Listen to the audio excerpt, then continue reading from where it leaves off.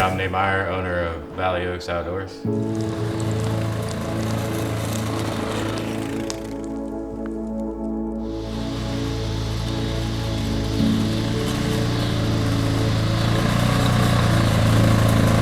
Growing up as a little kid, hunting and fishing was always an important part of my life, and I knew I had to find a way to make that passion something I could do as a career. I didn't really know how to get in the outdoor industry. At that time, it was not the easiest thing to do.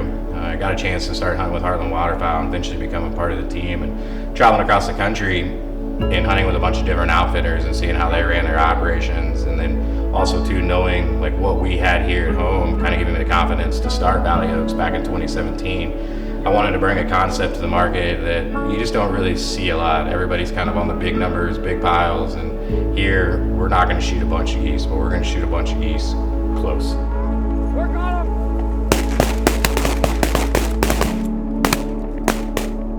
Go on, baby!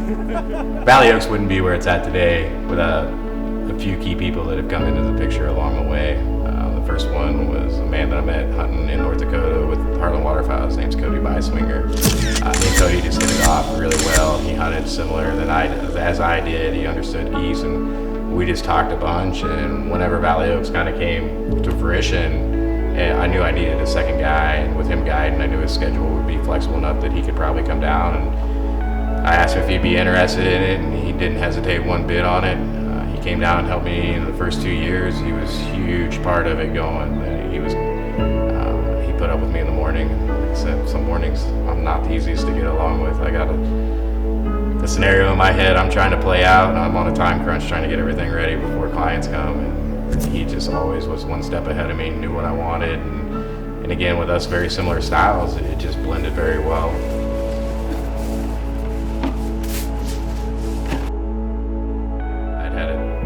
Young man, Lucas Long, that I'd been hunting with since he was 10. Him and his dad, taking him on a bunch of goose hunts and turkey hunts, and he kind of was always asking me questions, the right questions, and watching him grow as a hunter and where he was at with just graduating high school.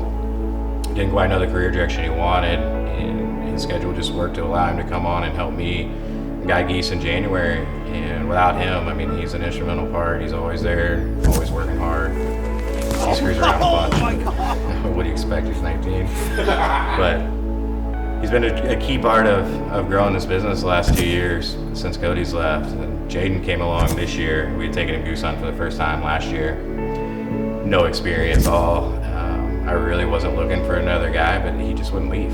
He just kept showing back up, putting the work in, and was always there, always calling if I needed anything done. And that's huge to find somebody that's got that work ethic at that age, at 19. I mean, both of those kids, no matter how hard we're pushing, because it's long days. It's not a 9-to-5 job. I mean, it's long hours picking up those big spreads in the cold, and you just never know what kind of conditions you're going to get into, and those guys are just always there for it, and it shows. The clients see it, and we're just constantly working and making sure that we're not leaving anything untouched. And the reason why we're not having success is not going to be because of lack of work.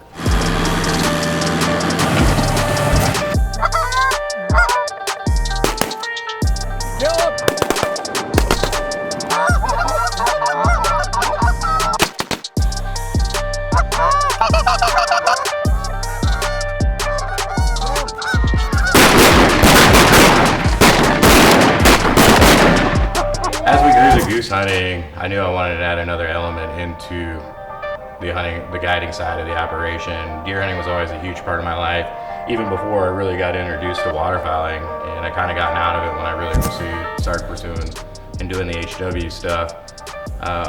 But before I wanted to start offering hunts, I wanted to be able to hunt the farms that we were leasing and be able to get the knowledge and understand and have the confidence that I could deliver the expectations that my potential clients would be whenever they were booking a hunt. So after about 3 years of hunting, starting to learn some of the main farms, last year we had our first 5 guys into first 5 days of rifle season. Had a pretty good success with that, and we've kind of grown from that this year.